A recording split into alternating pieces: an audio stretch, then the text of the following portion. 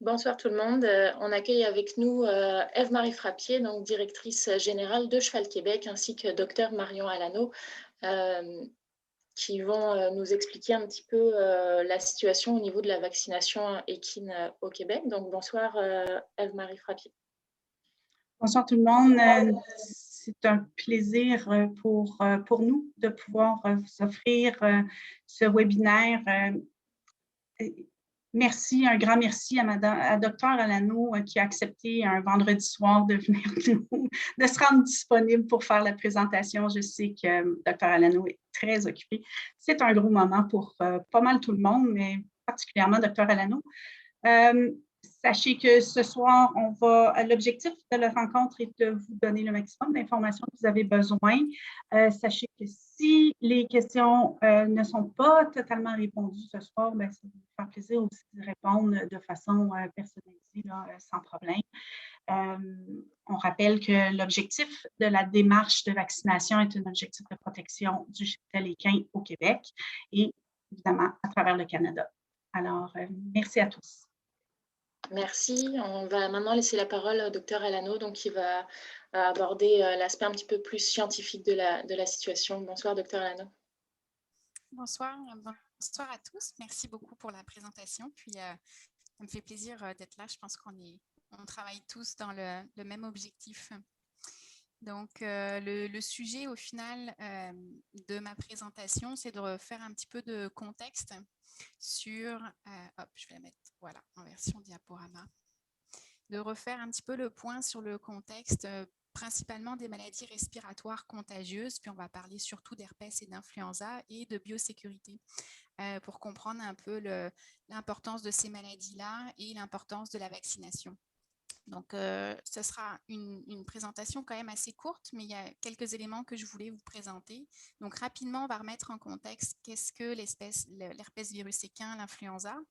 On va faire le point rapidement sur les éclosions qu'on a pu vivre en 2020-2021 en Amérique du Nord. Rappeler les points importants de biosécurité, de ceux qui peuvent s'appliquer dans les infrastructures pour nous aider justement à se protéger contre les maladies contagieuses et notamment respiratoires. Puis enfin, on va terminer sur l'intérêt de la vaccination de la population. Donc, pour ce qui est d'herpès et influenza, on va parler des signes cliniques, de comment ça se transmet, puis quelles sont les conséquences médicales, parce qu'à la fois, ils sont très connus et pas connus. L'herpès virus, les gens peuvent être atteints d'herpès virus, mais qui sont exactement, bien évidemment, les mêmes souches. Pareil pour la grippe. Donc, c'est des virus et des noms qu'on a déjà entendus, mais là, on va juste s'attarder sur ceux qui touchent l'espèce équine. Donc, tous les deux, comme on l'a dit, ce sont des virus qu'on appelle enveloppés. Donc, en fait, ils ressemblent un petit peu au virus de la COVID, là, mais le point positif de ça, c'est que ça en fait des virus qui sont assez sensibles aux détergents et aux désinfectants. Donc, ça, c'est très bien. Par contre, ils ont quand même une durée de vie dans l'environnement et sur les surfaces, à l'extérieur des animaux, qui fait que le virus peut survivre et donc faire en sorte qu'il y ait une transmission via les surfaces ou l'environnement. Donc, ça justifie que ponctuellement, il peut y avoir besoin de désinfection. Donc, l'herpès virus jusqu'à 35 jours. L'influenza, c'est beaucoup plus court, c'est 2 à 3 jours de survie. Puis l'humidité, c'est vraiment toujours un élément favorable à la survie des virus en général, mais de ceux-ci aussi. Donc, juste pour vous faire un petit tableau de comment ça se présente chez les chevaux, vraiment, il y a une différence importante que je voulais vous souligner entre herpès et influenza. C'est que les chevaux qui sont atteints d'herpès virus peuvent être porteurs latents, c'est-à-dire sans symptômes, et ils sont porteurs à vie. Donc, généralement, le virus se cache dans les ganglions lymphatiques au niveau de la tête. Ce n'est pas du tout le cas pour l'influenza. On parle d'à peu près 80% des chevaux qui sont exposés dès leur plus jeune âge, là, en général dans les 2 premières années de vie, et donc qui vont porter ce virus-là et qui, à l'occasion de stress, de transport ou autre, vont pouvoir redonner les conditions à ce que le virus se remultiplie et qu'il y ait des épisodes où il y ait des réexcrétions de virus et des transmissions. Donc, ce n'est pas que le cheval est contagieux à vie, mais c'est qu'il est porteur de ce virus-là pour toute sa vie, une grande majorité, et ils peuvent par intermittence le réexcréter. Pour l'influenza, ce n'est pas vraiment le cas. Donc, le délai d'apparition des symptômes, c'est assez court, mais pour l'herpès, ça peut aller jusqu'à 14 jours, là, quand on parle du délai d'incubation entre le moment où on est infecté et le moment où on développe des symptômes. Pour l'influenza, c'est vraiment très court, c'est de 24 à 48 heures. Puis pour les signes cliniques, vous les avez certainement entendu parler, puis surtout avec ce qui s'est passé en début d'année, mais pour les herpès virus, la forme la plus commune, c'est des signes respiratoires, des voies supérieures, fièvre, toux, jetage, mais aussi il peut y avoir des avortements et dans de rares cas, une forme neurologique. Pour l'influenza, on est vraiment limité à la sphère respiratoire, fièvre, toux, jetage, mais des fois avec des signes pas mal plus marqués que l'herpès virus, avec du jetage qui peut devenir mucopurulent et de la toux qui se prolonge pendant longtemps. Les groupes les plus sévèrement atteints, un peu dans les deux cas, c'est principalement les jeunes et les populations non vaccinées. Donc effectivement, quand l'immunité est moins bonne ou un peu naïve, c'est là où les signes peuvent être les plus sévères, puis bien évidemment les juments gestantes pour l'herpès virus. Alors comment ça se transmet ces virus-là? Pour l'herpès virus, en raison des porteurs latents, eh bien, à l'occasion de stress, de transport, de choses comme ça, le virus va pouvoir se remultiplier et transmettre le virus à des chevaux qui n'ont encore jamais été exposés, et notamment des poulains. Hein. Donc, les juments aussi, qui sont gestantes en péripartum, vont pouvoir exposer éventuellement leurs poulains si elles réexcrètent. Donc, elles vont pouvoir les exposer dès leur plus jeune âge, mais sinon, éventuellement, ça peut aussi les faire avorter. Ce qui est vraiment embêtant, c'est que certains des chevaux qui vont réactiver l'herpès virus vont le faire sans symptômes. Hein, ça ne va pas se voir de l'extérieur, donc là, c'est vraiment difficile des fois d'un point de vue comprendre d'où vient l'infection. C'est qu'il y a vraiment des chevaux qui vont réactiver de façon tout à fait silencieuse.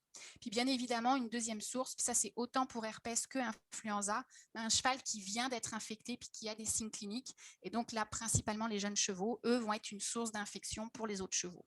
Alors c'est quoi les sources d'infection? Principalement toutes les gouttelettes qui vont sortir des voies respiratoires supérieures, donc par contact direct. Pour l'influenza, il y a vraiment une transmission aérienne, hein, par aérosol qui est possible, c'est-à-dire le virus va se transporter assez loin dans des gouttelettes. Et donc, on parle même des contaminations qui peuvent aller jusqu'à 50 mètres sans qu'il y ait besoin de contact direct complet. Donc ça, c'est pour la transmission aérienne ou les contacts, mais il y a aussi ce qu'on appelle les transmissions par contact indirect, c'est-à-dire si on touche à un cheval malade et qu'on se met des sécrétions respiratoires qui contiennent le virus sur nos mains, sur nos vêtements et de l'équipement partagé, puis que ça vient toucher, ça vient en contact avec un autre cheval, ben, ça va pouvoir lui transmettre. Donc, ça, c'est vraiment important à comprendre, les différentes voies de transmission, parce que c'est ce qui explique après les précautions qu'on aurait à prendre pour empêcher une éclosion si jamais il y a un cheval malade. Donc, c'est quoi les conséquences médicales qu'on peut attendre pour l'herpès virus puis l'influenza? Alors, la morbidité, c'est la proportion de chevaux qui vont tomber malades si jamais ils sont exposés au virus. Pour l'herpès virus, c'est relativement modéré, c'est-à-dire que ça va vraiment dépendre du statut immunitaire puis de l'âge des animaux. On a une idée qu'à peu près, si on expose des chevaux ou un groupe de population, 10 à 40% vont développer la forme neurologique si c'est le virus qui donne la forme neurologique. Pour l'influenza, c'est pas mal plus élevé. En général, quand il y a un animal qui est porteur, qui a été infecté par influenza, qui est introduit dans un groupe, et ben là, il y a quasiment plus de 50% des chevaux qui vont probablement développer des signes cliniques de sévérité différentes, mais la morbidité est très élevée. La mortalité, donc ça qui est un peu, bien sûr, donc différente, hein, le pourcentage de chevaux qui vont en décéder, pour l'influenza, ça reste faible, c'est moins de 1%. Pour l'herpès virus, quand la forme est respiratoire, c'est très faible. Quand l'atteinte est neurologique, ben, la mortalité peut atteindre jusqu'à 50% dans le groupe des chevaux qui vont être en décubitus, qui vont plus être capables de marcher. Pour la forme neurologique, c'est principalement de l'incoordination et puis de la difficulté à uriner, à déféquer, ou voire même ils sont couchés puis ils n'arrivent plus à se lever. Bien sûr, ben, quand ça touche des juments gestantes ou des poulains nouveau-nés, là, il y a clairement de la mortalité. Donc, il y a quand même bien évidemment des conséquences liées à ces maladies-là, puis éventuellement aux épidémies, aux petites éclosions qu'elles peuvent produire. Puis, les complications possibles après une infection, même résolue. Chez les chevaux qui ont herpès virus, on peut voir dans certains cas de l'asthme léger, c'est-à-dire de la toux un peu persistante et résiduelle, des baisses de performance pendant quelques mois. Pour la forme neurologique, il y a clairement possibilité d'avoir des séquelles qui, des fois, vont progressivement disparaître en 6 mois, 1 an, mais il y en a certains qui vont persister, et puis c'est très difficile de le prévoir. Pour l'influenza, ce qu'il faut savoir, c'est que, donc oui, la mortalité est faible. Par contre, on a vraiment une grosse abrasion par le virus de tout notre épithélium des voies respiratoires supérieures qui fait que souvent, ça fait de la toux qui est persistante pendant plusieurs semaines. Ça peut prédisposer à des infections au niveau pulmonaire, donc des pneumonies bactériennes ou des abcès. Puis aussi, comme pour l'herpès, il peut y avoir de l'asthme léger ou des performances. Généralement, on ne s'en sort pas autrement qu'avec un repos prolongé de 3 à 6 semaines, voire même plus là, pour l'influenza. Donc, c'est sûr que même si c'est une maladie qui se soigne quand même assez bien, quand il y a une éclosion, il peut y avoir beaucoup de chevaux malades et nécessiter des soins, puis pas mal de convalescence. Donc ça faisait le tour un peu de ce que je voulais vous dire pour les grandes lignes d'herpès et d'influenza. Pour ce qui est des éclosions, je vais faire un petit tour rapide de ce qu'on a pu voir en Amérique du Nord, puis aussi en Europe, parce que c'est assez marquant.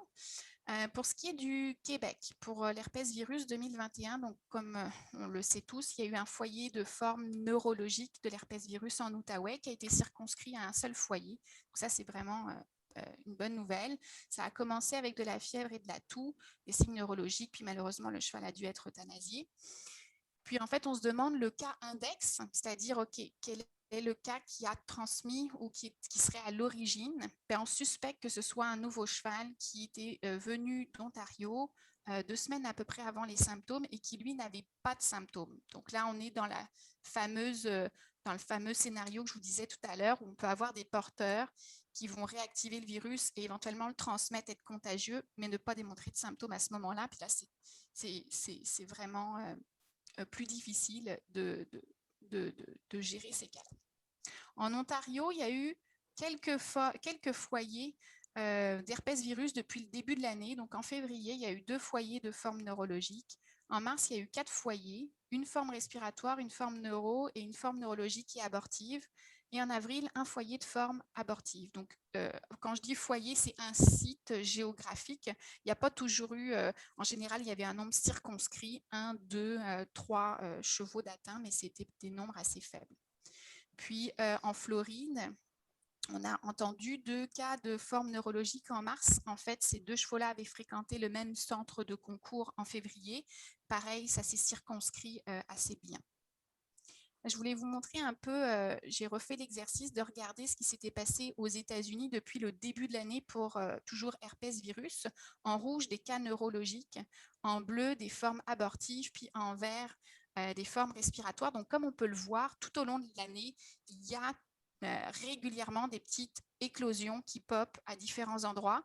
Les formes neurologiques que vous voyez ici, les unes et les autres, là, ne sont pas liées. Les cas de Floride n'étaient pas liés à ceux qu'on avait vus en Ontario ou au Québec. Mais c'est pour vous dire que ce virus-là est présent dans la population équine aussi et fait régulièrement cause du tort. Donc, on doit régulièrement être vigilant puis prendre les mesures quand on en a besoin. Pour l'influenza, on a eu quelques foyers au Québec durant l'été 2020. Aux États-Unis, j'ai regardé aussi ce qui s'était passé depuis le début de l'année. Puis déjà, depuis début 2021, on a quelques foyers, 6, qui ont éclos à la fois sur les 2 côtés des côtes américaines. Ce site-là est un site facilement accessible qui est intéressant. L'Equine Disease Communication Center, il répertorie en fait les alertes et donc en fonction des différentes maladies, on peut voir un petit peu l'activité. Donc ces 2 virus respiratoires sont actifs un petit peu toute l'année avec un degré d'activité variable au cours de la saison, mais réellement, ce sont des virus qui circulent régulièrement en Amérique du Nord. En Europe, je voulais prendre 2 minutes pour vous parler un petit peu de ce qui s'est passé en janvier-février.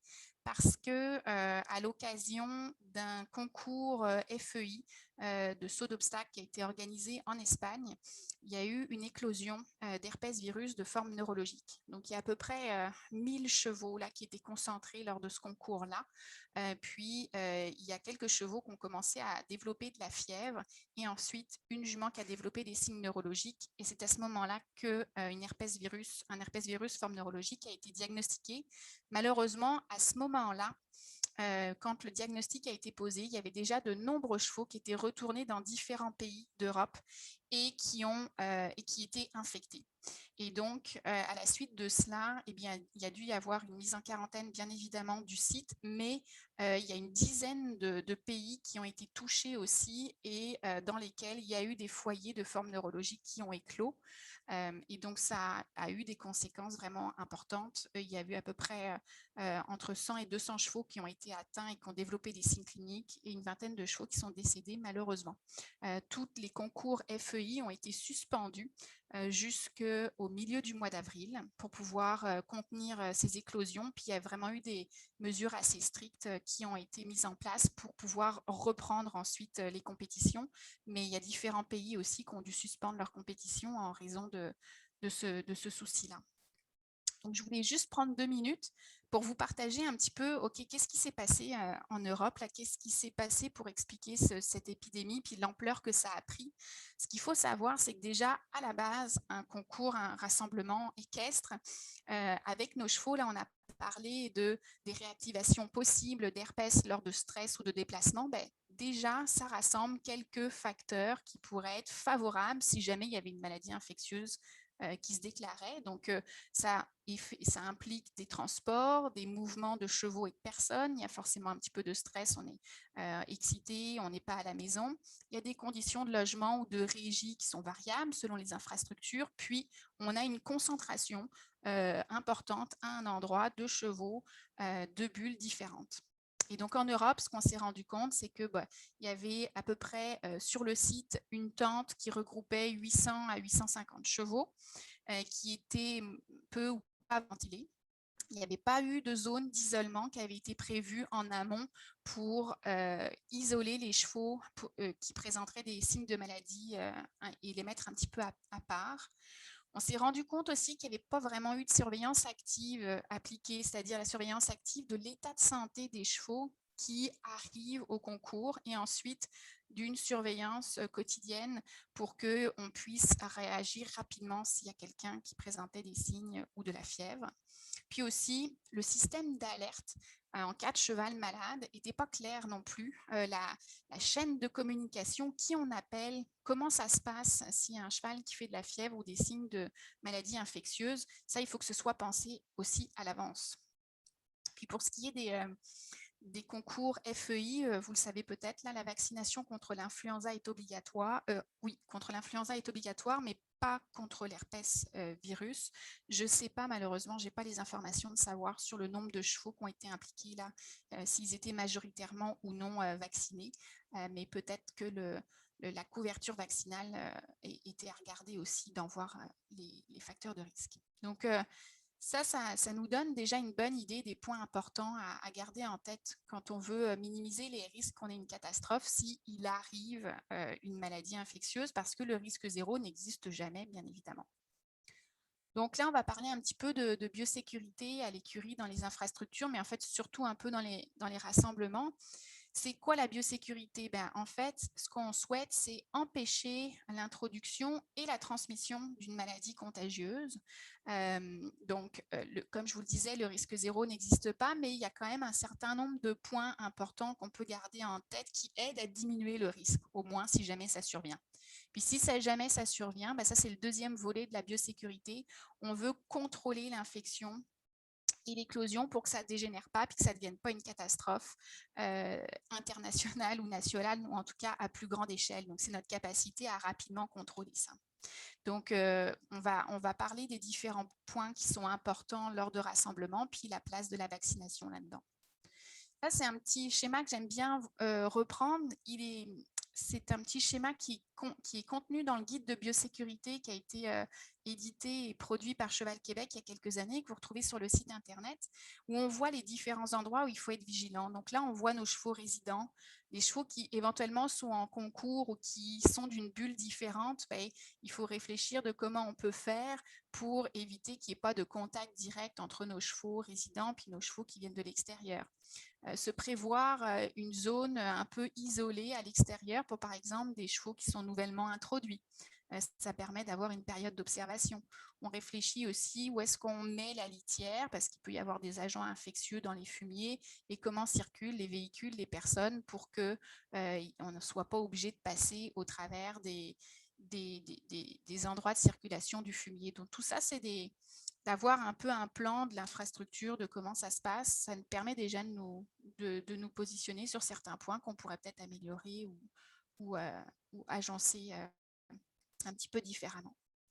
Donc, c'est sûr que quand on fait un rassemblement, en termes de biosécurité, il n'y a pas un programme ou un plan qui va s'adapter à toutes les situations parce que la taille du rassemblement, la situation géographique, le type d'infrastructure, le type d'activité va varier. Donc, on l'adapte.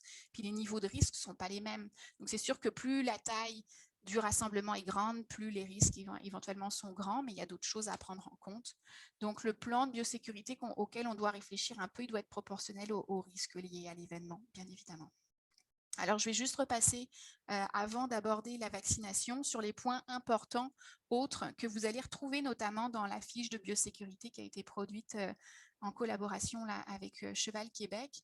Donc, vraiment un point important qui est même le début, c'est-à-dire qu'en tant qu'organisateur ou même de participant, on s'assure qu'on a un carnet de santé à jour pour promouvoir une protection des différents participants puis de la population. Donc, on parle autant de vaccination que dans le cas des activités sanctionnées là, par Cheval Québec, un statut vis-à-vis de l'anémie infectieuse équine avec lequel vous êtes bien habitués. L'état de santé des chevaux, des participants, ça c'est réellement une responsabilité des participants déjà de s'assurer de se présenter au rassemblement avec un animal qui ne présente pas de signes de maladie infectieuse, bien sûr, pas de fièvre, pas de signes respiratoires ou éventuellement de la diarrhée, mais aussi si jamais c'est un rassemblement qui dure sur quelques jours, ben, on prend la température de son cheval à tous les jours, on vérifie son état de santé. Ça c'est vraiment, ça paraît évident, mais c'est bien de s'assurer qu'on le fait.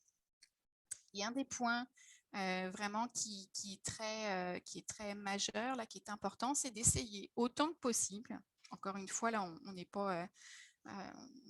on fait ce qui est dans la mesure du possible et ce qui est raisonnable de faire, mais ce qu'on souhaite comme objectif, c'est de réduire les contacts entre les chevaux de bulles différentes, entre guillemets, d'adresses différentes, puisque ils n'ont pas forcément le même microbiome. Hein. Donc, on ne veut pas éventuellement, si jamais un des chevaux est porteur latent ou sans symptômes de quelque chose, d'une maladie, d'une bactérie ou d'un virus, on ne veut pas le transmettre à une autre bulle.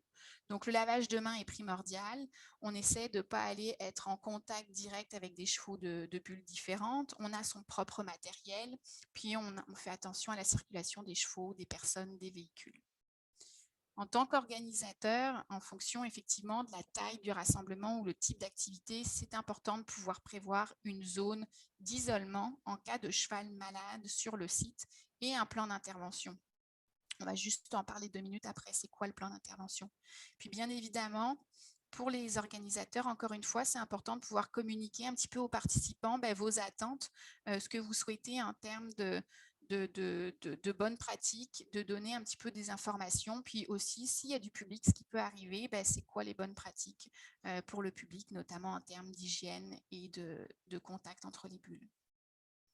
Si jamais il y a un cheval suspect d'infection, puis ça c'est aussi bien d'avoir ce plan-là pour un rassemblement que pour une écurie, en fait, c'est toujours bien d'avoir de s'être préparé un petit peu. Donc, c'est juste que les équipes, les personnes, les participants ou les membres de l'écurie savent c'est quoi les signaux d'alerte, donc fièvre, signes respiratoires qui apparaissent du jour au lendemain, éventuellement de la diarrhée. Qui est-ce qu'on devrait prévenir si ça arrive? Il faudrait que ce soit clairement indiqué. C'est quoi les premiers bons réflexes? On isole le cheval si c'est possible. Donc, si c'est possible, on le met à l'écart physiquement. Si physiquement, ce n'est pas possible de le mettre à l'écart, ben, au moins, on essaie d'éliminer les transmissions qu'on appelle indirectes, comme on a parlé tout à l'heure. Donc, on met des équipements de protection quand on s'en occupe, des gants, sarraux, bottes, si possible. On s'en occupe en dernier. On a du matériel dédié pour ce cheval. Tout ça en attendant qu'il soit vu par un vétérinaire, bien évidemment. Donc, la vaccination, vous me direz, qu'est-ce que ça a comme place dans tout ça? En fait, c'est vraiment un acteur de la prévention. Puis honnêtement, on a été beaucoup sensibilisés là, avec l'épisode qu'on est en train de vivre. La vaccination, c'est un outil extrêmement utile dans la biosécurité. Ce n'est pas le seul, comme vous avez vu, mais il nous permet, si jamais on est dans la situation où on n'a pas eu d'autre choix, en fait, qu'on va être mis en contact avec un agent infectieux, ben on réduit les risques pour tout le monde, autant au niveau individuel que collectif. Donc, qu'est-ce que les études et puis l'utilisation, puis l'expérience, ça nous a démontré, autant pour l'herpès virus que pour l'influenza, c'est que la vaccination va réduire la multiplication du virus au niveau des voies respiratoires. Donc, au niveau individuel de chaque cheval, ça va diminuer la quantité de virus au niveau de ses voies respiratoires. Donc, il va généralement développer une maladie moins sévère. Encore une fois, ce n'est pas 100%, vous le savez, vous l'avez entendu avec la COVID, mais la majorité des chevaux qui vont être vaccinés et être en contact avec ces virus-là vont développer des signes cliniques qui vont généralement être moins sévères que s'ils n'avaient été pas vaccinés, voire des fois, pas de signes cliniques du tout. Ça s'est déjà vu, des chevaux influenza, des chevaux qui sont vaccinés contre l'influenza, qui sont au contact d'une éclosion et qui ne développent aucun symptôme. Par contre, ils peuvent être quand même relativement contagieux, mais dans une moindre mesure. Puis ça, on va en parler. Donc, deuxième avantage au niveau collectif, s'il y a moins de quantité de virus au niveau respiratoire quand on est en train d'expérimenter la maladie, ben on diminue les risques de transmission aux congénères. Donc, il y a moins de risques de contagion entre les chevaux. Et donc là, c'est ça aussi qui est un vrai intérêt au niveau collectif. Et les rassemblements, là, on le comprend, on va mettre des bulles d'origine différente. Donc, c'est là où c'est important et intéressant d'atteindre le plus possible, le pourcentage le plus élevé possible de la population qui est vaccinée pour que tout le monde en profite. Puis, effectivement, dans le cadre, là, dans notre situation au Québec, où il y a des partages de sites de rassemblement qui sont communs à différents types d'activités, ben, ça se justifie, ça prend tout son sens. Qu'est-ce que veut dire une vaccination à jour?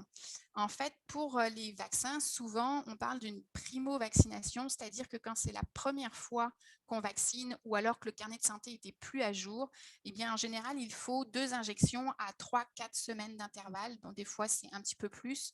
Le nombre d'injections puis le nombre de semaines d'intervalle est fonction du type de vaccin et du manufacturier et de la maladie, bien évidemment. Pour herpès et influenza, on parle de 2 injections. Puis les rappels vont être aux 6 mois ou aux années, effectivement, en fonction de la maladie, du type de vaccin et du manufacturier. Pour l'herpès et l'influenza, donc, ce qui est recommandé, c'est aux 6 mois pour garantir une immunité qui est durable.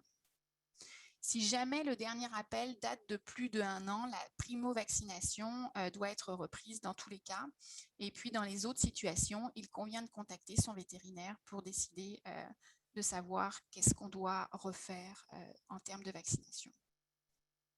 Donc, je vous remercie beaucoup. J'espère que je vous ai apporté des petits points de clarification puis d'illustration de situations de rassemblement et de biosécurité qui nous permettent de comprendre un peu la place de la vaccination. Puis, il va me faire plaisir de participer à répondre aux questions avec Madame Frappier. Merci beaucoup, Dr Alano, pour cette présentation. Eve-Marie, si on voulait dire un petit mot sur la situation pour Cheval Québec. Oui, absolument. Merci beaucoup, Dr Alano. Très, très clair comme information. Ça nous ramène vraiment à la réalité et pourquoi Cheval Québec a pris cette décision-là.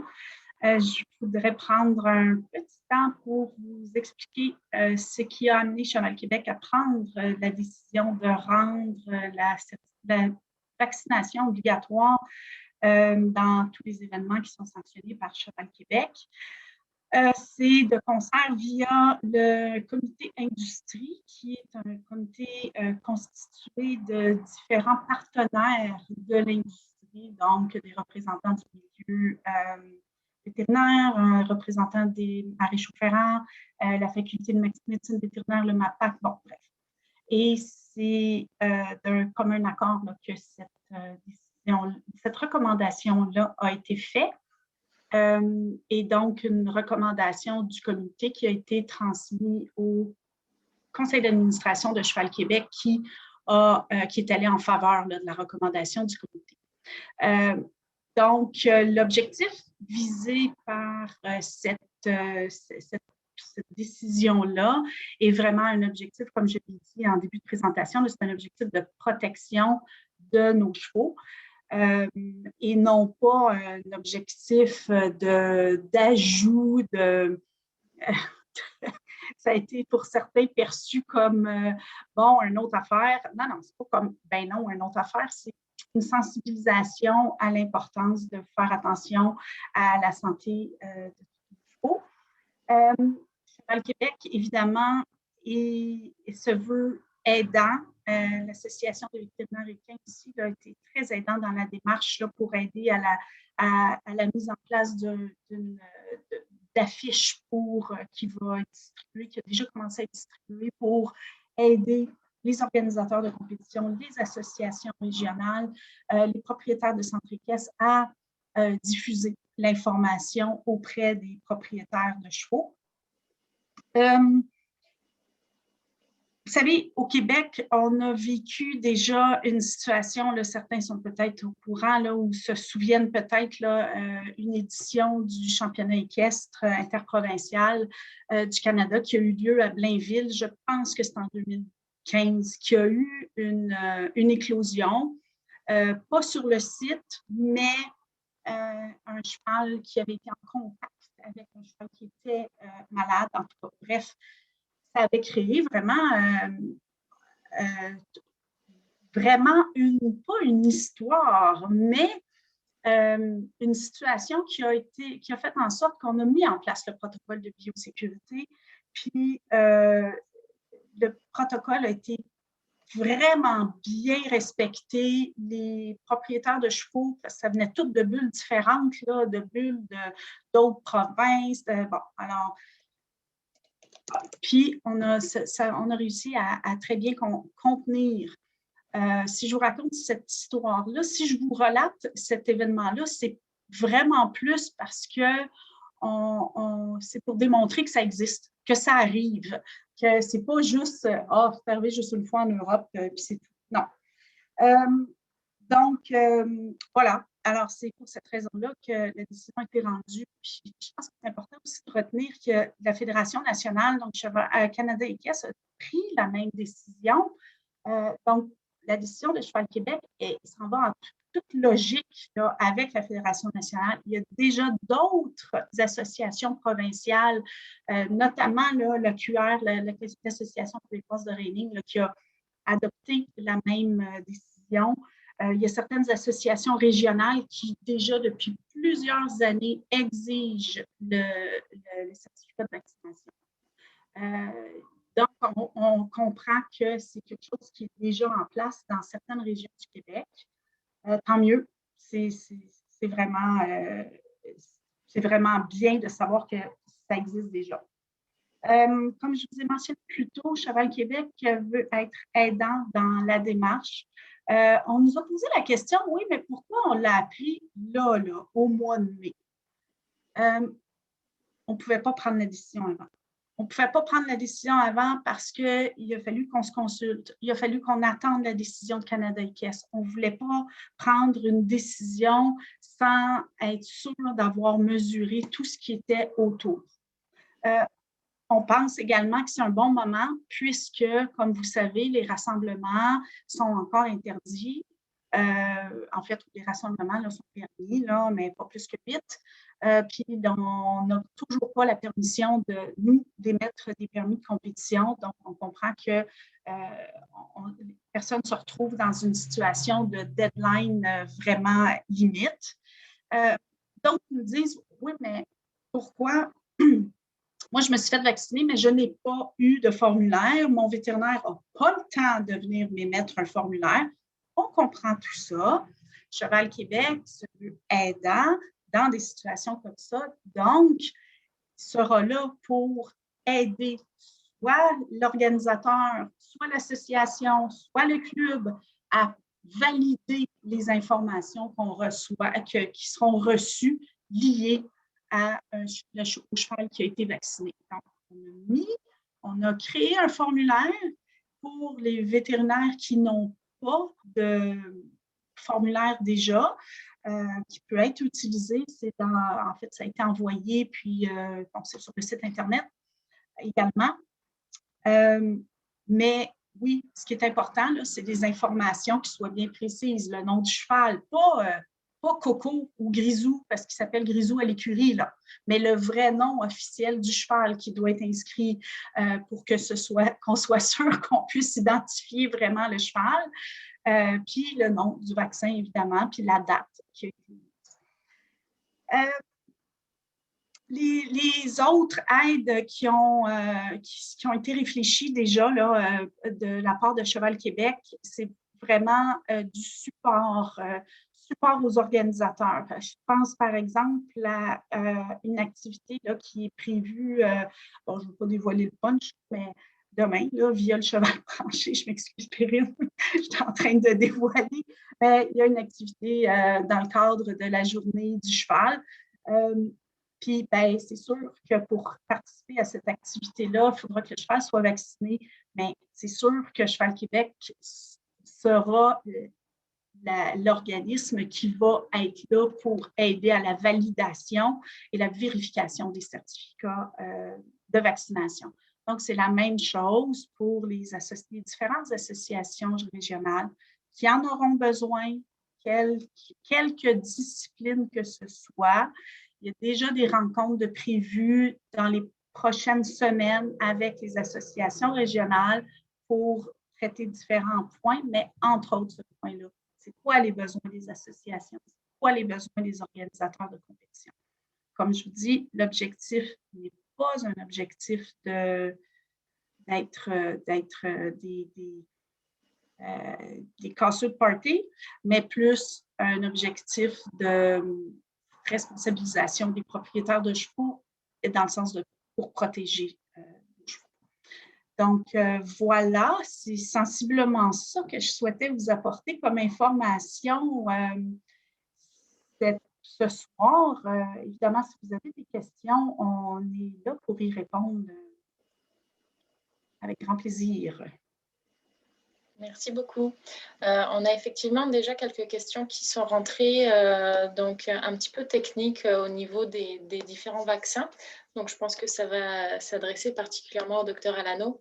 La première question qu'on a reçue, donc Aline qui nous demande « J'ai donné le vaccin 6 en 1. Comment s'appelle le nom du vaccin herpès ou est-ce que ça va en même temps que le vaccin pour l'influenza? Comment ça fonctionne ?» Alors, c'est une bonne question, mais ma réponse va être plate. C'est que on connaît différents, comment dire, manufacturiers, Pfizer, Boehringer, Merck, qui produisent des vaccins et toutes les combinaisons sont possibles. C'est-à-dire que chez chacun d'entre eux, avec des noms commerciaux différents, vous allez pouvoir avoir herpès tout seul, influenza tout seul ou alors regroupé. Donc là, c'est sûr que je ne connais pas les noms commerciaux par cœur, puis je les utilise beaucoup moins fréquemment que mes collègues praticiens. Mais je vous invite tout simplement à demander à votre vétérinaire quel est le nom du vaccin commercial et ça va être clairement indiqué. Ensuite, si vous le googlez, vous allez avoir tout de suite l'information de savoir ce qu'il contient. Très généralement, il y a le tétanos aussi. Il peut y avoir aussi des encéphalites virales qui sont le virus du Nil, l'encéphalite équine de l'Est. 6 dans 1, j'imagine que du coup, il y a plusieurs valences, donc ça serait très probable que l'herpès et l'influenza y soient. Mais je vous invite vraiment à communiquer avec votre vétérinaire, tout simplement pour avoir la compagnie et le nom du vaccin, et vous allez tout de suite avoir votre réponse. Merci. Dans le même ordre d'idée, là, on va parler plutôt des termes des différentes maladies. On nous demande généralement, on vaccine pour la rhino et l'influenza, donc 2 fois par an. Et là, on demande ce qu'on veut, l'herpès et l'influenza. Est-ce que le vaccin pour la rhino est toujours pertinent? Alors, en fait, c'est une excellente question, puis je m'en veux de ne pas l'avoir précisé dans la présentation pour tout de suite enlever la confusion.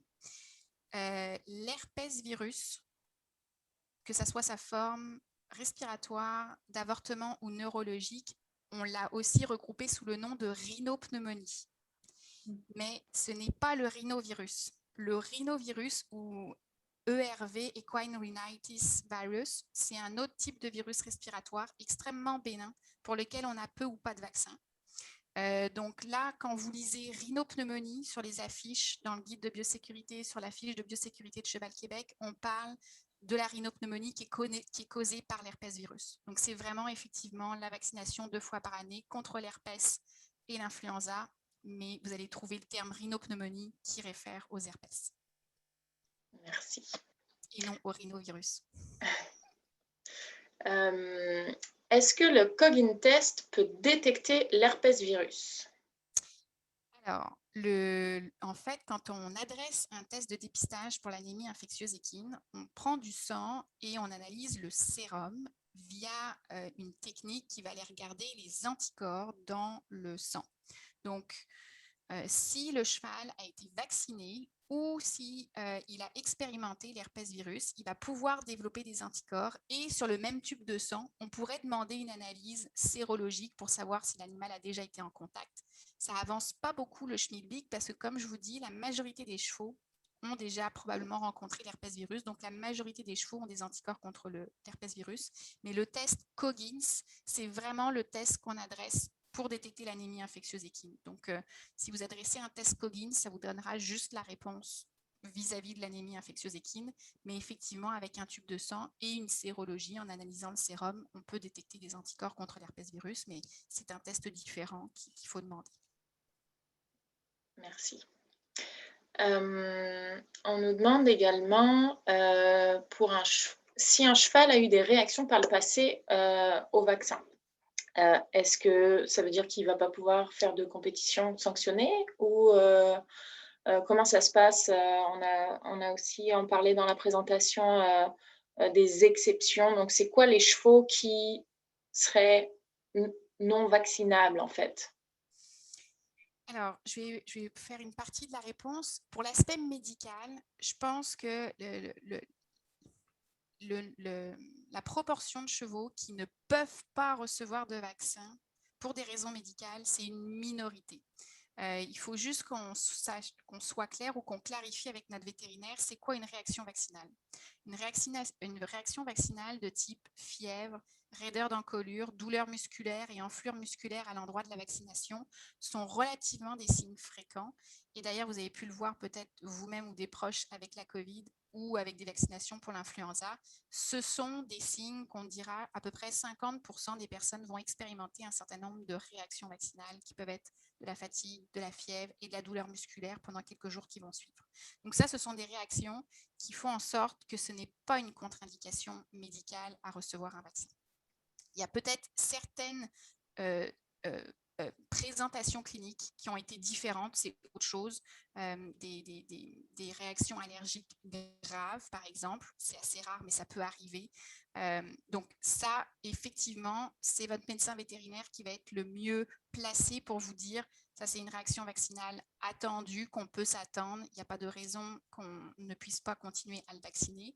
Ou alors, oui, effectivement, je serais anxieux de le revacciner, je ne le revaccinerai pas. On signale même la réaction en général à la compagnie quand c'est le cas.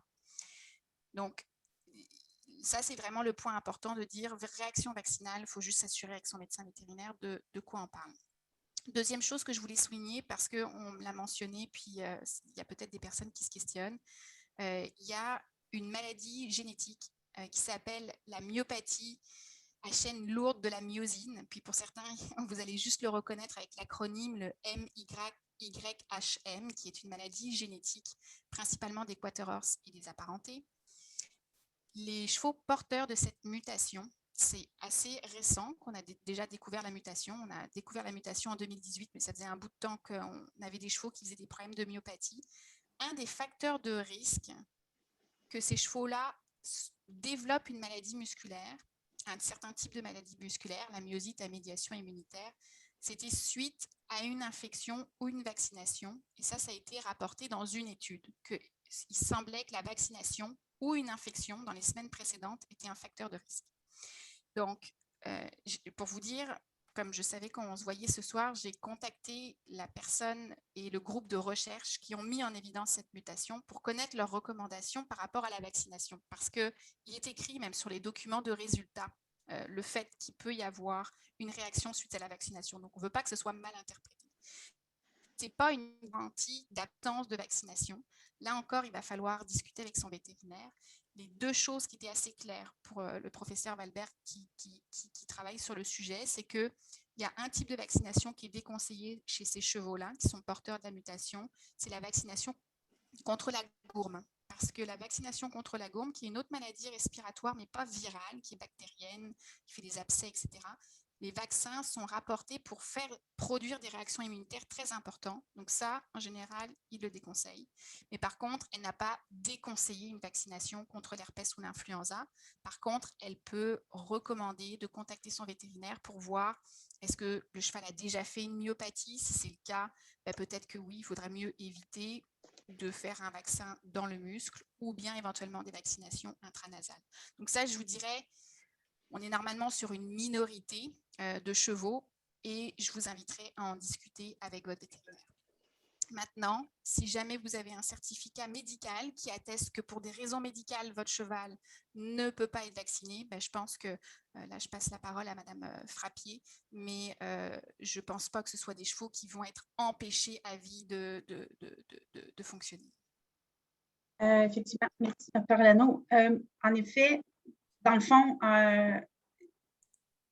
il appartiendra à chaque organisateur d'événements de déterminer si oui ou non il est prêt à accueillir un cheval qui détient un papier médical qui informe qu'il ne peut pas recevoir de vaccin.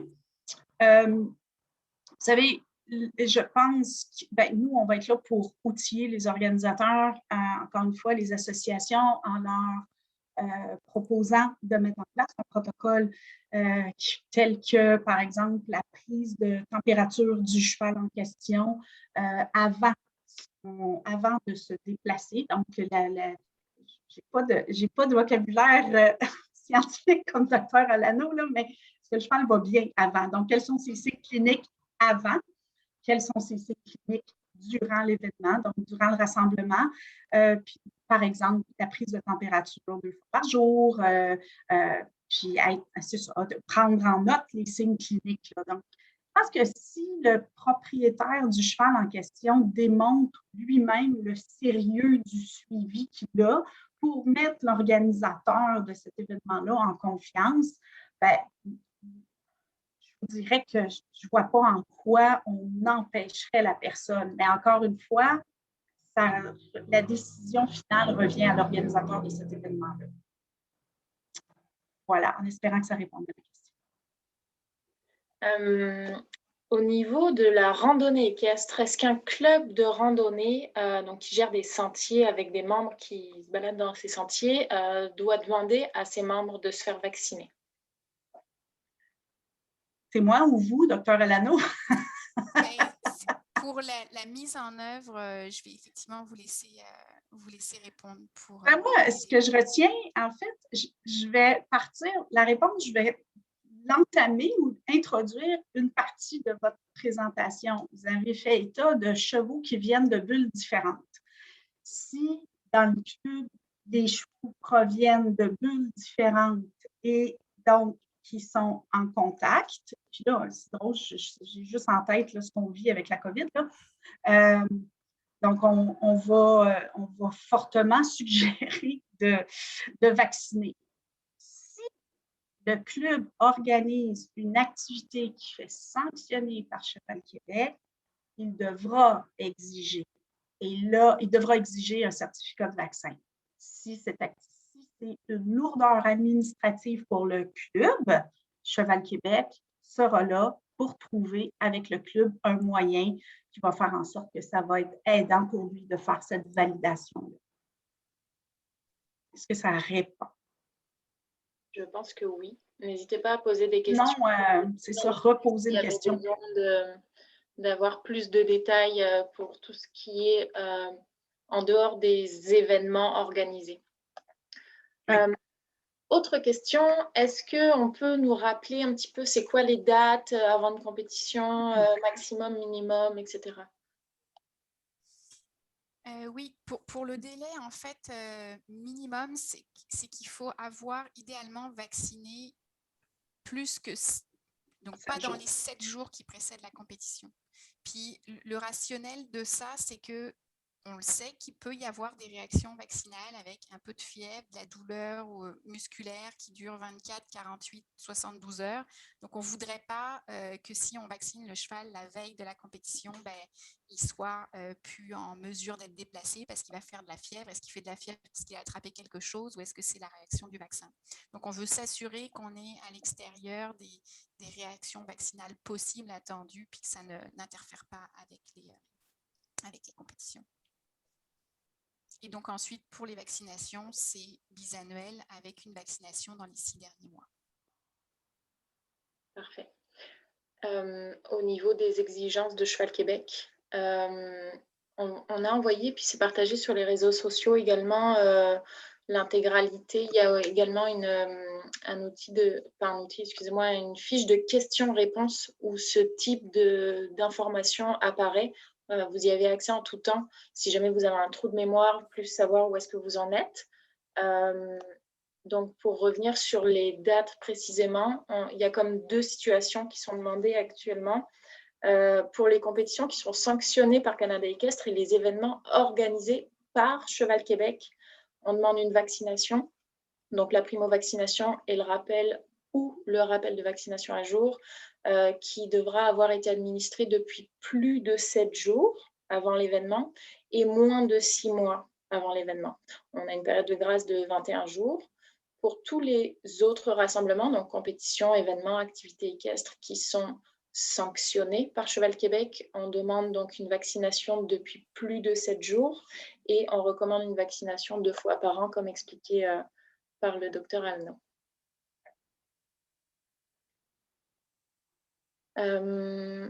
Autre question. Pourquoi ne pas avoir laissé une zone tampon entre l'annonce et l'application de cette mesure qui aurait pu s'appliquer au courant de l'année 2021 plutôt qu'immédiatement? Moi, je vais répondre à cette question-là, dans le fond, parce qu'il y a effectivement une zone tampon, puisque ce ne sera pas exigé avant le 5 juin prochain. En fait, l'idée était effectivement d'avoir une zone tampon. Puis d'autant plus qu'on 5 juin, on n'est pas certain d'avoir encore l'autorisation d'organiser des compétitions ou l'autorisation d'organiser des rassemblements de plus de 8 chevaux. Mais oui, il y a une zone tampon, donc elle sera obligatoire, la vaccination sera obligatoire à partir du 5 juin. Merci. Est-ce qu'on aurait d'autres questions par hasard? On a pas mal fait le tour pour ce soir. Est-ce qu'on oblige ou est-ce qu'on recommande la vaccination? Quoi? Attendez, on oblige ou on recommande. Ça dépend pourquoi. La vaccination pour un événement sanctionné par Cheval Québec, la vaccination est obligatoire à partir du 5 juin. On recommande, je me permets de dire qu'il vous est recommandé de vacciner vos chevaux si vous circulez ou vous vous retrouvez avec des chevaux qui proviennent de d'autres bulles. Mais tout événement sanctionné par Cheval Québec, la vaccination sera obligatoire à partir du 5 juin. Merci. Donc, ça répond normalement aussi à la question de Madame Tremblay dans le chat de faire une randonnée sans vaccination. On nous demande quelle est la sanction de Cheval Québec? Une sanction, qu'est-ce qu'une sanction de Cheval Québec? C'est quand Cheval Québec émet un permis ou quand Cheval Québec fournit une assurance pour l'organisation de cet événement-là. C'est ça que ça veut dire avoir une sanction de Cheval Québec. Donc, quand c'est sous la réglementation de Cheval Québec. Voilà. Quoi qu'il en soit, comme on l'a vu tout à l'heure, si vous vous rassemblez dans un événement non sanctionné, il y a aussi agir en bon père de famille pour l'organisateur. Oui, exact. Merci de préciser ça, Perrine, c'est important. Puis, je veux dire, le risque est le même, là, que ce soit sanctionné ou non, le risque est le même. Mais nous, Cheval Québec ne peut pas obliger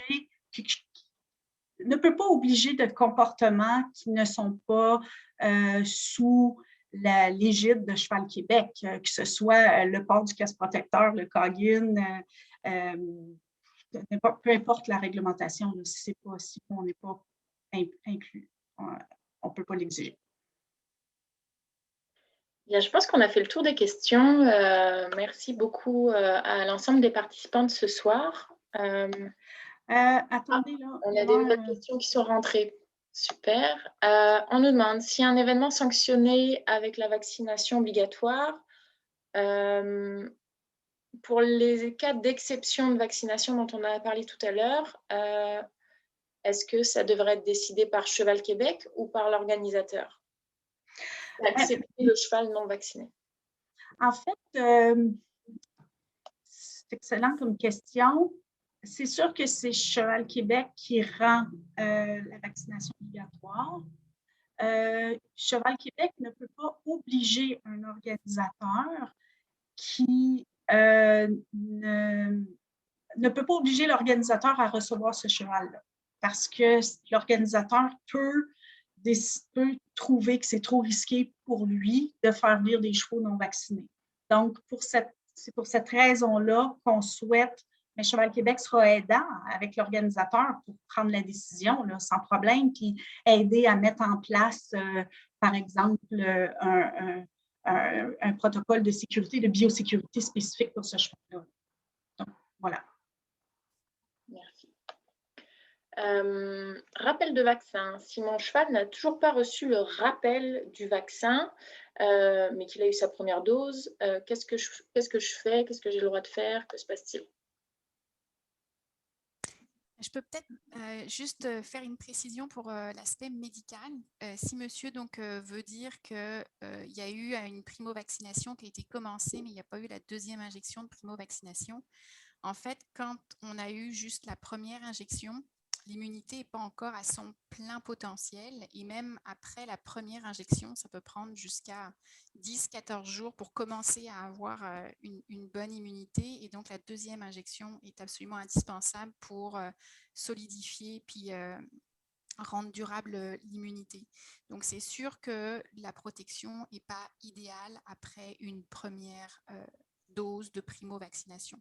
Donc après, pour l'aspect, qu'est-ce qui va se passer si ma compétition tombe alors que j'ai fait juste ma première dose et pas la deuxième dose de primo-vaccination? Ça, je pense que je laisserai peut-être plus la parole à Madame Frappier, mais c'est sûr que d'un point de vue médical, c'est pas idéal parce qu'on n'est pas au plein potentiel, puis ça prend un petit peu de temps avant que l'immunité elle soit efficace.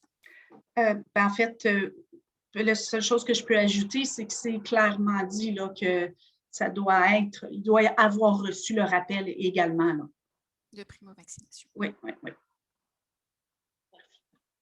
On nous évoque également une question par rapport à l'affiche qui a été partagée par Cheval Québec récemment. Pour le bénéfice de l'ensemble des personnes présentes ce soir, je peux vous la partager. Donc, en fait, ce document-là a été partagé à la communauté et puis est disponible donc, pour sensibiliser aux aspects sur la biosécurité. La question qui nous est posée, c'est au retour d'un événement, je vais zoomer un petit peu pour vous aider, il est noté d'isoler les chevaux ayant participé à un rassemblement et éviter ainsi les contacts entre eux, etc. On nous demande qu'est-ce qu'on veut dire par isoler ces chevaux-là? C'est une excellente question. En fait, je répondrai en se disant qu'il faut si on a participé à un rassemblement avec un ou plusieurs chevaux à l'extérieur de notre écurie, on va considérer que nos chevaux qui reviennent de rassemblement sont plus de la même bulle que nos chevaux résidents. Donc, isoler, en fait, à toute fin pratique, ça veut dire de les séparer physiquement des chevaux résidents. Donc, dans un monde idéal, c'est de faire un petit peu comme ce qu'on a vu sur l'affiche, c'est d'avoir un endroit où on peut mettre les chevaux qui reviennent de rassemblement à l'extérieur de l'écurie principale où il y a les chevaux résidents, ou inversement, si c'est plus facile, on met les chevaux qui reviennent du rassemblement dans l'écurie, puis on met dehors les chevaux résidents, quand c'est possible de le faire, ou s'il y a une aile de l'écurie qui peut être séparée. Donc, c'est sûr qu'on n'a pas tous la possibilité de le faire, mais il faut essayer de tendre vers ça. Si jamais on n'a pas du tout moyen de les séparer physiquement, eh bien, c'est d'essayer au moins d'éviter les transmissions qu'on appelle indirectes, c'est-à-dire on s'occupe des chevaux qui sont en rassemblement en dernier, on essaie d'avoir du matériel dédié pour eux, éventuellement des vêtements, on se lave bien les mains, on se désinfecte les bottes avant de retourner voir des chevaux résidents. Tout ça, c'est pour éviter que si jamais il y a eu une transmission d'un virus ou d'une bactérie, dans le cas de la gourme, si on est encore dans la phase pas de symptômes, qu'on ne le voit pas, eh ben, on minimise les risques qu'on transmette le virus ou la bactérie aux autres. Et en fait, je vais vous donner un exemple. Dans l'influenza, qui est un peu le pire en termes de transmission, je vous le disais, la transmission se fait quand même assez bien par aérosol. Donc malheureusement, même si vous faites une séparation des chevaux dans le même bâtiment, c'est possible que même si vous preniez des précautions, ça ne soit pas assez pour ne pas le transmettre aux chevaux résidents parce que ça se transmet bien. Par contre, la gourme, l'herpès s'aérosolise un petit peu moins loin. Donc, si on arrive à les mettre dans une autre section, puis qu'on fait bien attention à essayer de prendre du matériel dédié, puis de bien les séparer dans les soins, de se changer, etc., entre les groupes, on peut avoir de bonnes chances de ne pas se les contaminer. Et donc, on suit aussi, on prend la température, puis on fait une inspection visuelle de nos chevaux qui reviennent de rassemblement pendant idéalement une période de 14 jours, qui est globalement 2 à 3 fois la période d'incubation habituelle de la majorité des virus ou des bactéries, le temps de s'assurer qu'ils n'ont rien contracté. Merci. On nous pose une question par rapport aux communications. Est-ce que tout le monde va être informé de cette obligation? Les clubs équestres, entre autres, est-ce que tout le monde va être informé de ces nouvelles demandes? En fait, oui. La transmission de l'information est déjà en cours. Ça a été diffusé là, à tous les clubs, à toutes les associations déjà. Mais je ne connais pas le plan de com là, par cœur. Est-ce que ça a été envoyé individuellement à tous les membres? Malheureusement, je n'ai pas réponse à cette question-là, mais ça s'est passé sur Facebook aussi. Donc, il y a eu Facebook, communication ciblée aux clubs et aux associations et une infolettre qui a été également envoyée. Voilà, ça me revient.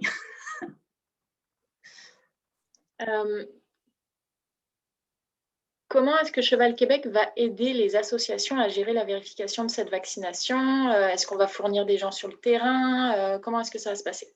Alors, tout va dépendre de la réalité de chaque association. Comme là, bon, je ne sais pas qui est Anonymous FNB, mais si c'est une association classique, Western, Ducana, Attelage, on ne le sait pas. Les réunions avec les différentes associations régionales là, qui ont lieu dans les prochaines semaines sont vraiment là pour pouvoir mettre en place le plan. Comme je vous disais, là, le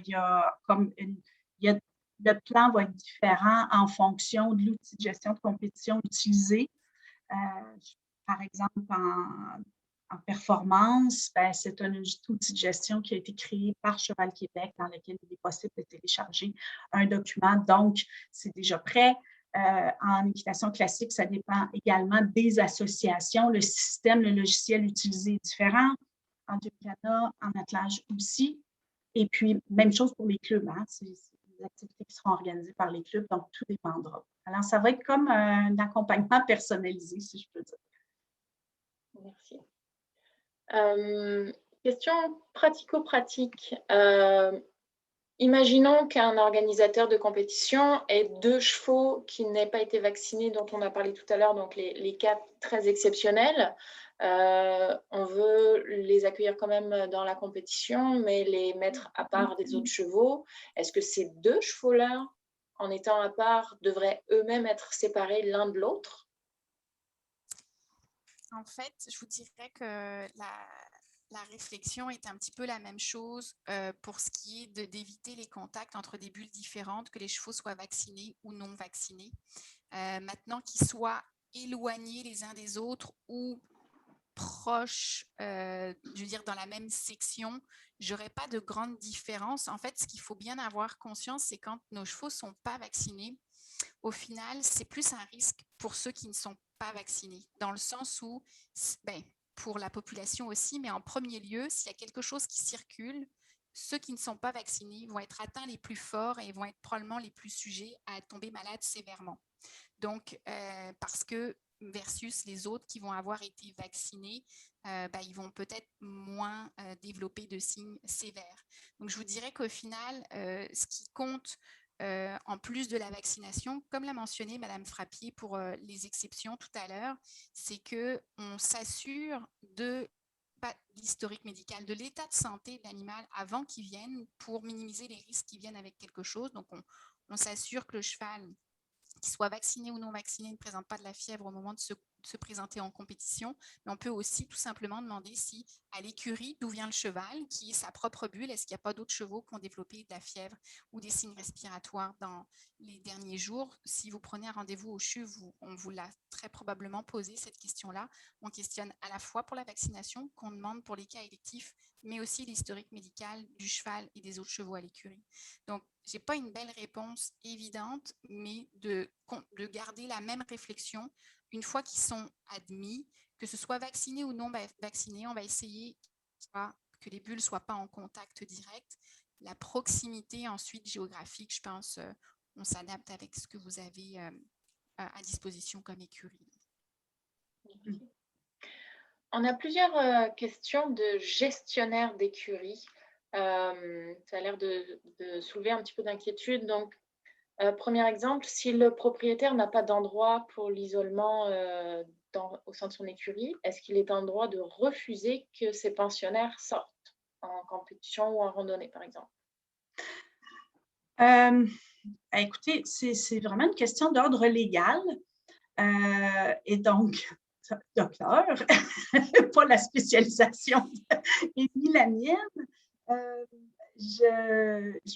Écoutez, je peux faire la vérification au niveau légal de ce qu'il en est. Docteur Alano, vous avez l'air d'avoir une réponse.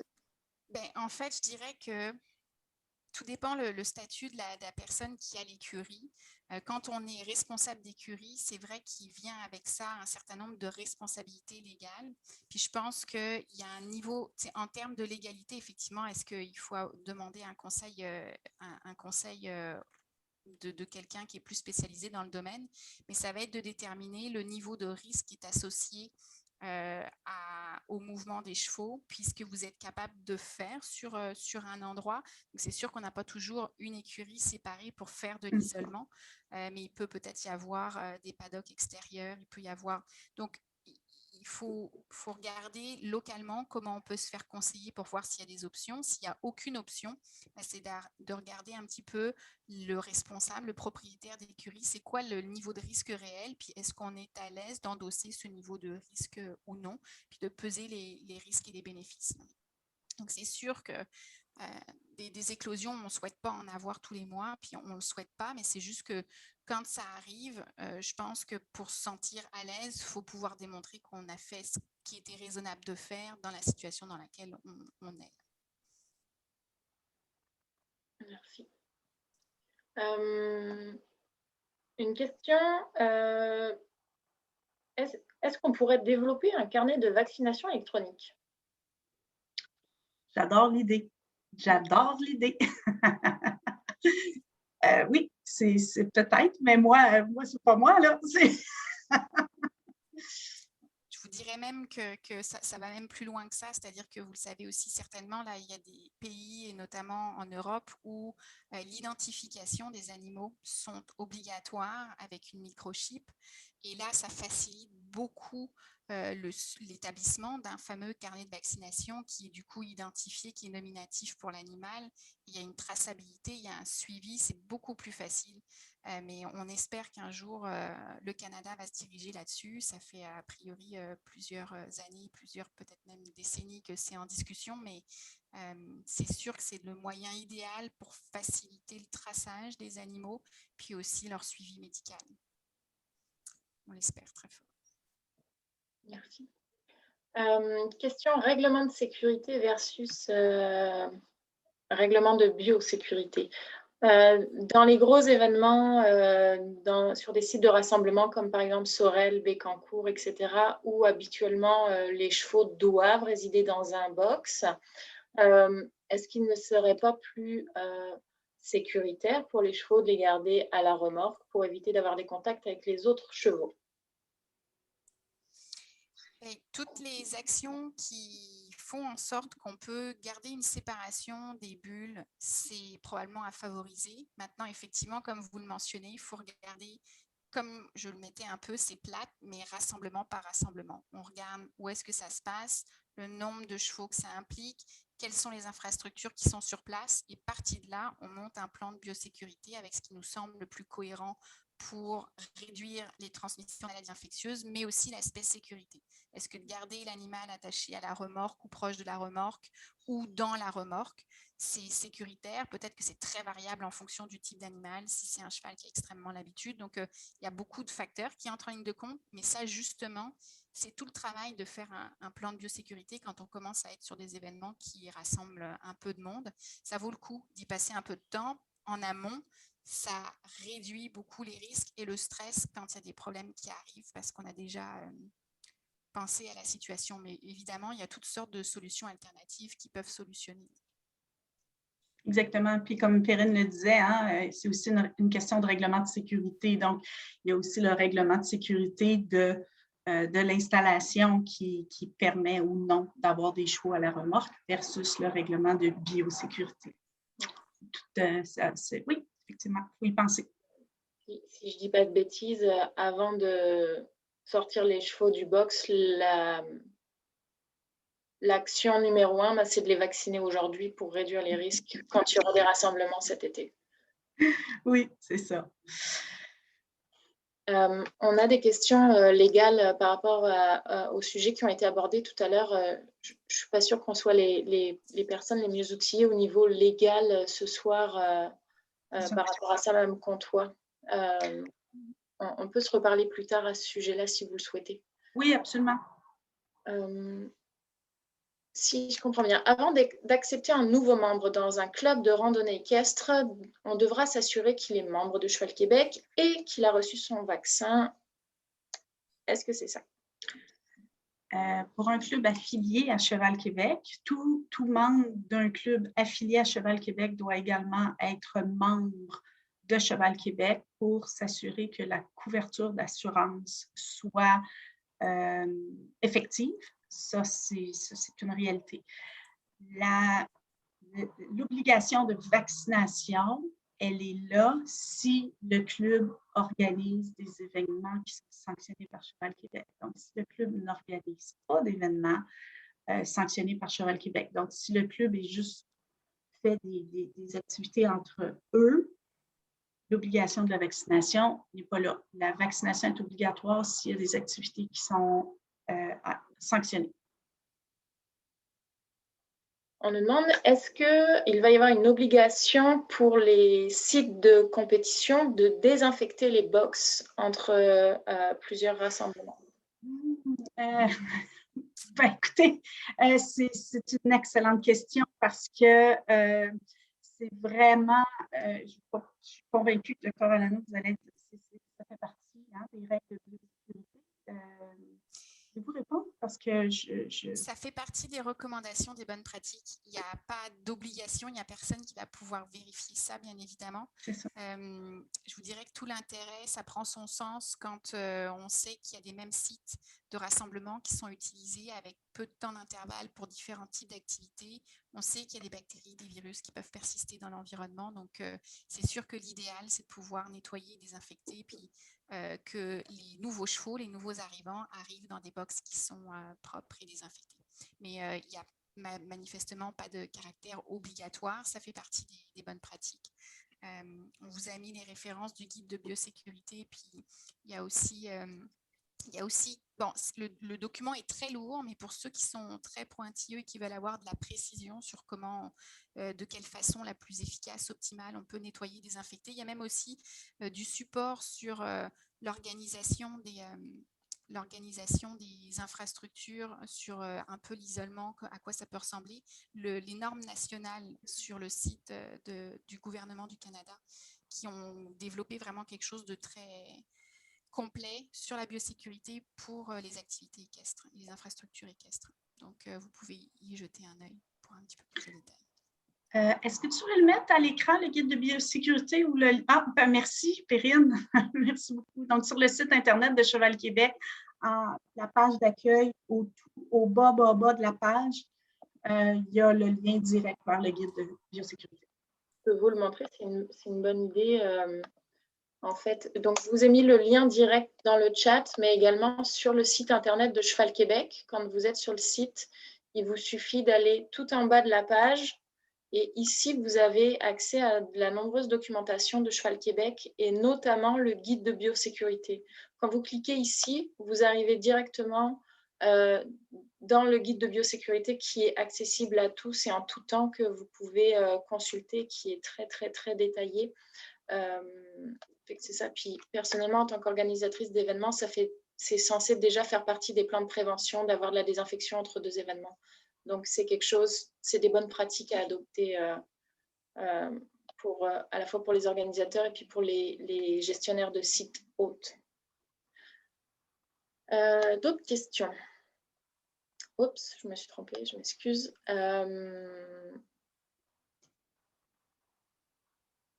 Alors, dans la même chose, pourquoi mettre les chevaux, ne pas laisser les chevaux dans des box portatifs s'il n'y a pas d'obligation de désinfection? Parce que le règlement de sécurité, c'est ça. C'est un règlement de sécurité versus le règlement de biosécurité. Est-ce qu'on aurait une dernière question pour clôturer cette rencontre, peut-être? Ah, j'ai une question partielle, Madame Comtois.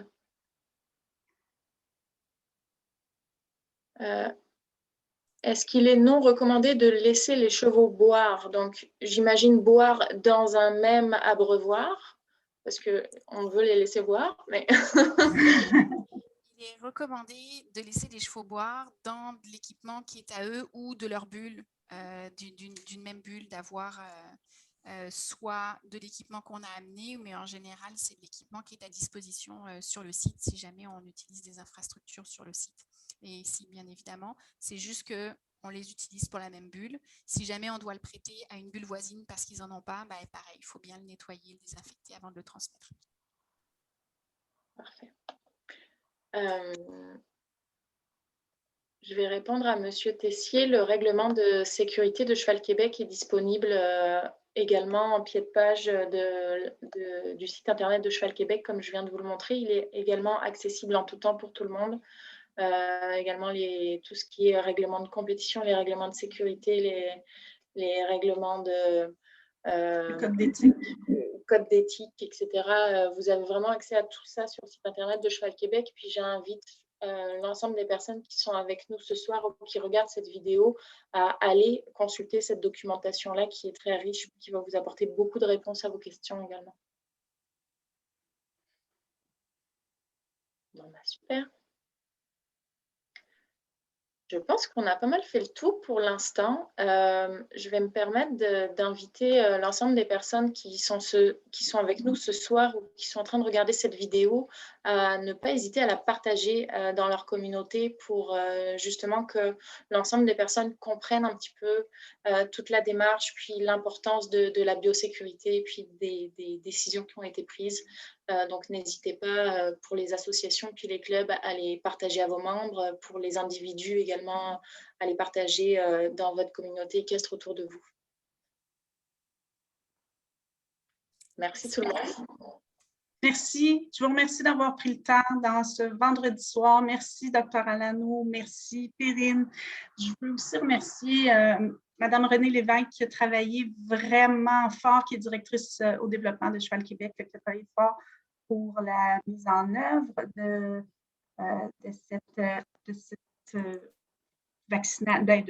cette nouvelle règle. Il y a aussi Annabelle qui travaille là, au niveau de la régie de compétition, donc qui va être en lien avec les organisateurs, avec les associations là, pour mettre ça tout en branle. Vous n'hésitez pas. On est là pour répondre à vos questions si vous en avez. Merci. Merci. Bonne soirée à tout le monde. Bonne soirée. Merci beaucoup.